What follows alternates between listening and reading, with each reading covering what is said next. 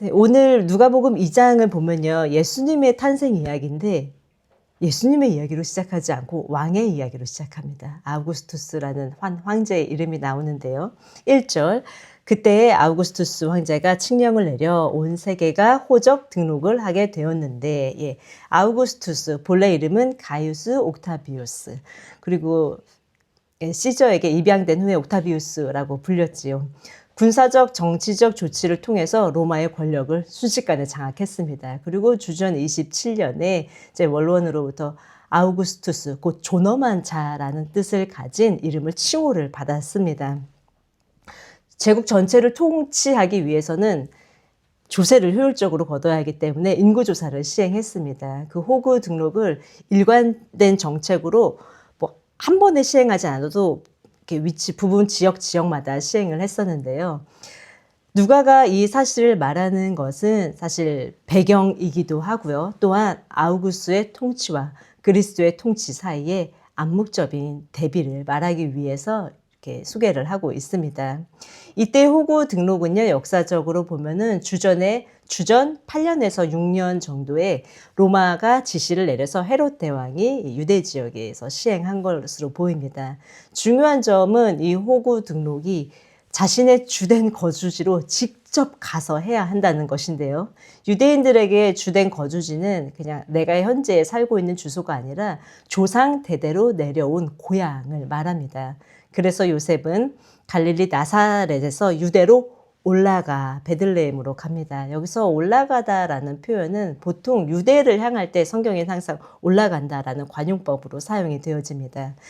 4절 후반절에 보면 유대에 있는 베들레헴이라는 다윗의 동네라고 되어 있는데요. 흔히 생각하기에 다윗의 동네, 다윗성은 예루살렘 아닌가요? 라고 생각할 수가 있는데요. 예루살렘은 다윗이 왕의 통치를 했던 곳이지만 베들레헴은 바로 다윗의 출생지입니다. 그렇기 때문에 다윗의 동네라고 베들레헴이 불렸습니다.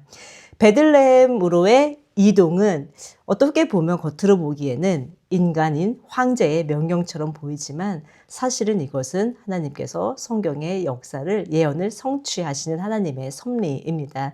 미가서 5장 2절입니다. 그러나 너 베들레헴 에브라다야 너는 유다의 여러 족속 가운데서 작은 족속이지만 이스라엘을 다스릴 자가 내게서 내게로 나올 것이다. 라며 베들레헴에서 메시아가 탄생할 것을 이미 미가서에 기록이 되어 있습니다. 하나님은 다윗 왕가와 맺은 언약을 세상 권력을 이용해서 로마 황제의 명령이라는 역사적 사건을 통해서 조용히 그리고 정확하게 이루어가고 계십니다.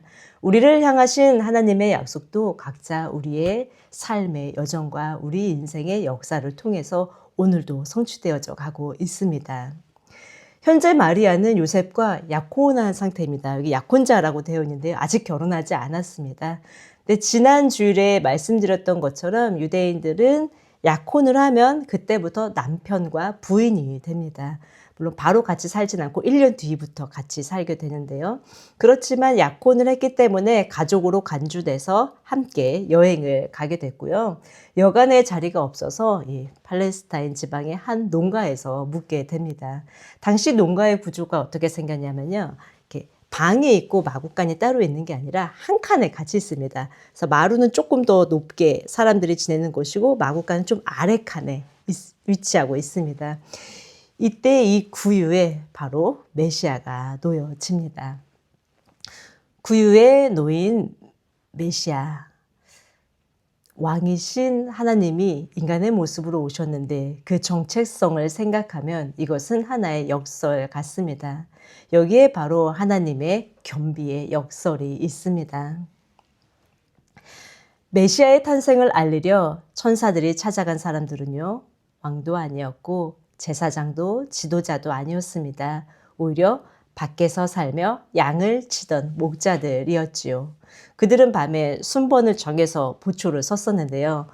흥미롭게도 왕이었던 다윗 역시도 베들레헴 출신의 목자였습니다. 이 왕적인 출생의 드라마에서 세속의 왕들과 지도자들은 전혀 아무런 역할도 하지 못하고 있습니다. 예수님을 만난 사람들, 예수님께 경배한 사람들은 바로 목자들이고 천사들이 나타난 사람들이 목자들입니다. 목자는 당시에 존경받는 직업이 아니었고요. 사회적 주변부에 속해 있었습니다. 대부분 가난했고 땅도 재산도 소유하지 못한 경우가 태반이었습니다. 직업 환경도 신뢰가 가는 야외이지요. 야외에서 계속해서 숙식하고 불안정하고 고된 생계, 노동을 해야 하는 것이 목자라는 직업입니다. 일부 문헌은요, 목자는 신뢰하기 어려운 사람이다 라고 묘사되어 있기도 하는데요. 왜냐하면 그들은 밖에서 지내야 했기 때문에 성전 중심의 종교 생활에서 소외되는 경우가 많았습니다. 집이 아닌 들판에서 살고 공동체의 중심에 있지 못하고 늘 바깥에 있는 사람들이었습니다. 사회적, 종교적 중심에서 밀려나 있는 목자들, 하나님께서는 바로 그들에게 복음을 가장 먼저 알려주셨습니다. 성탄의 첫 증인은 가장 경건해 보이는 사람이 아니라 가장 멀리 밀려나 있는 사람들이었습니다. 목자들은 천사들을 처음 만나고 몹시 두려워합니다. 우리가 초자연적인 일들을 겪을 때 두려움이 임하는 것은 당연하지요. 우리 주님 음성 한번 들어보고 싶다, 주님 한번 만나보고 싶다라고 생각을 하지만 실제로 그 일을 겪으면 굉장히 두려움을 겪게 됩니다. 그 두려움을 잘 아는 천사는 먼저 목자들에게 말합니다. 두려워하지 말아라. 그리고 이 방문한 것이 너희를 두렵게 하려는 것, 심판이 아니라 바로 은혜를 내리기 위함인 것을 말합니다. 오늘 다윗의 동네에서 너희에게 구주가 나셨으니 곧 그리스도 주님이시다.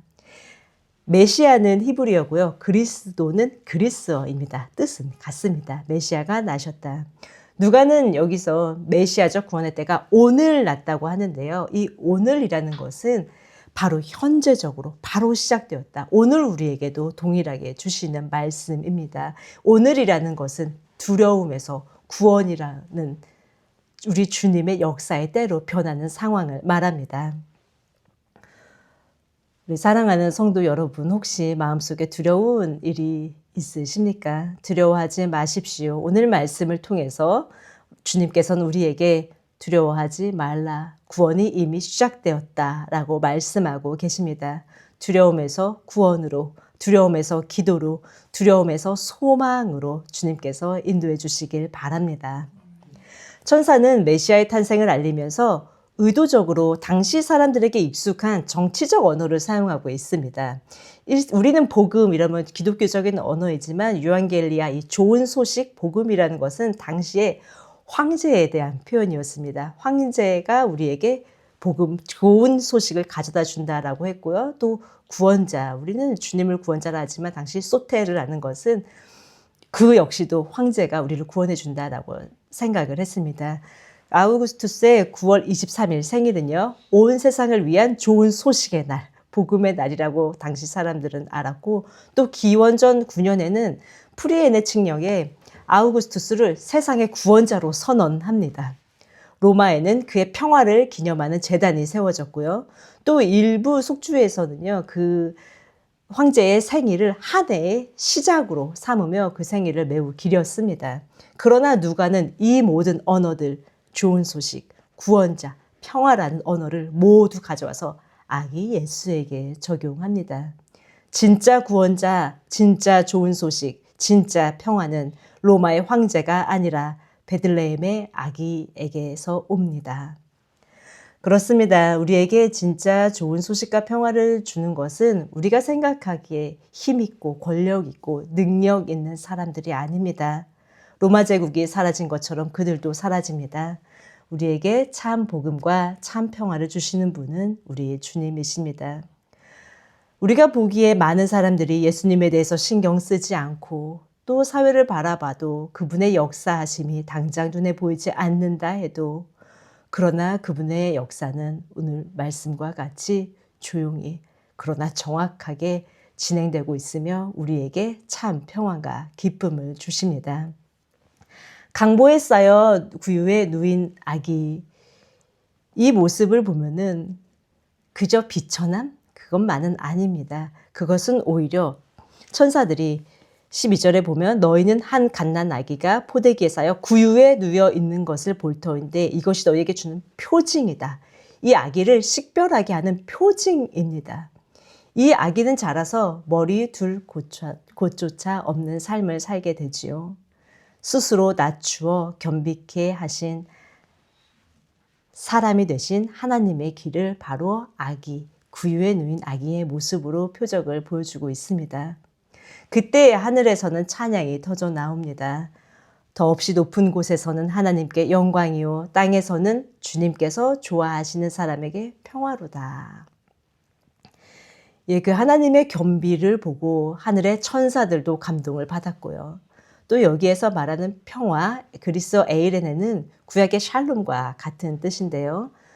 이것은 단순히 전쟁의 부재 혹은 내 마음이 편안한 상태를 넘어서서 우리 사회에 전반적으로 세워진 복리와 번영, 안정과 조화 위에 세워진 완전히 변화된 사회를 의미합니다. 그것은 우리 메시아 주님께서만 이루실 수 있는 것이지요.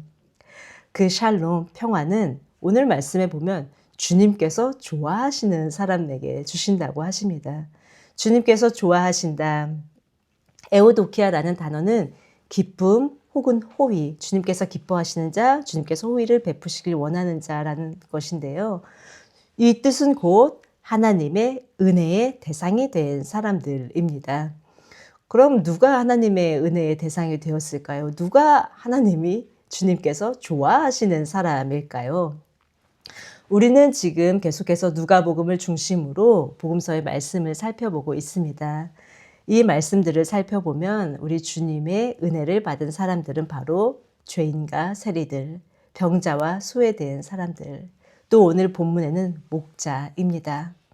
곧 스스로 자기 자격을 내세우기보다 주님을 의지할 수밖에 없는 사람들이 바로 주님께서 좋아하시는 사람들입니다. 성탄절은 우리에게 묻습니다. 우리가 기대하는 평화는 황제로 상징되는 권력과 힘에서 오는 것일까요? 아니면 구유에 놓이신 하나님에게서 오는 것일까요? 누가는 말합니다. 진짜 왕은 가장 연약한 모습으로 오셨다고요. 권력의 중심이 아니라 변두리에서, 궁전이 아니라 마구간에서, 명령하는 자리가 아니라 누워 계신 자리에서 세상을 다스리기 시작하셨습니다. 그러므로 우리는 지금 내가 낮은 자리에 있다고 해서, 지금 내가 연약한 모습이라고 해서 위축될 필요가 전혀 없습니다. 세상은 강해야 의미가 있다고 말하지만 하나님은 낮아짐 속에서 구원을 시작하셨습니다. 사람들은 드러나야 가치가 있다고 말하지만 우리 주님은 감추어진 자리에서 역사를 바꾸셨습니다. 혹 지금 나의 삶이 마구간처럼 보이고 구유처럼 초라해 보이며 아무도 주목하지 않는 자리처럼 느껴진다 해도 그 자리는 하나님께서 일하시기에 부족한 자리가 아니라 오히려 주님의 일을 할 수 있는 표징을 보여주는 자리입니다. 하나님은 그런 자리에서 자신의 나라를 시작하셨습니다. 하나님의 평화는 강해진 뒤에 주어지는 상이 아니라 연약함 가운데 임하는 은혜입니다. 이 성탄절, 우리의 삶이 지금 어떤 모습이든지 베들레헴의 밤처럼 하나님의 영광이 비추는 자리가 되기를 소망합니다. 잠시 기도드리시겠습니다. 주님 감사합니다. 우리를 위하여 이 땅에 오신 아기 예수님 감사합니다. 아들을 이 땅에 보내주신 아버지 하나님 감사합니다. 가장 높고 가장 영광을 받는 자리에서 가장 연약한 모습으로 오신 주님을 기억합니다. 주님을 믿고 따르는 우리 역시도 주님 높은 자리, 권력의 자리, 힘 있는 자리를 앙망하기보다 주님께서 우리에게 허락하신 각자의 자리에서 주님께서 주신 은혜를 하루하루 누리며 감사하며 만족하는 삶을 살아가게 하여 주옵소서. 사람들이 갈망하고 열망하는 것에 똑같이 따라가기보다는 우리 각자의 자리에서 가장 귀하신 주님을 바라보는 믿음의 눈을 우리에게 열어 주옵소서. 이 시간 모인 우리 모든 성도님들과 또 함께하지 못한 모든 성도님들께 이 땅에 오신 아기 예수님을 만나는 기쁨이 함께 하게 해주시기를 믿사오며 예수님 이름으로 기도드렸습니다. 아멘.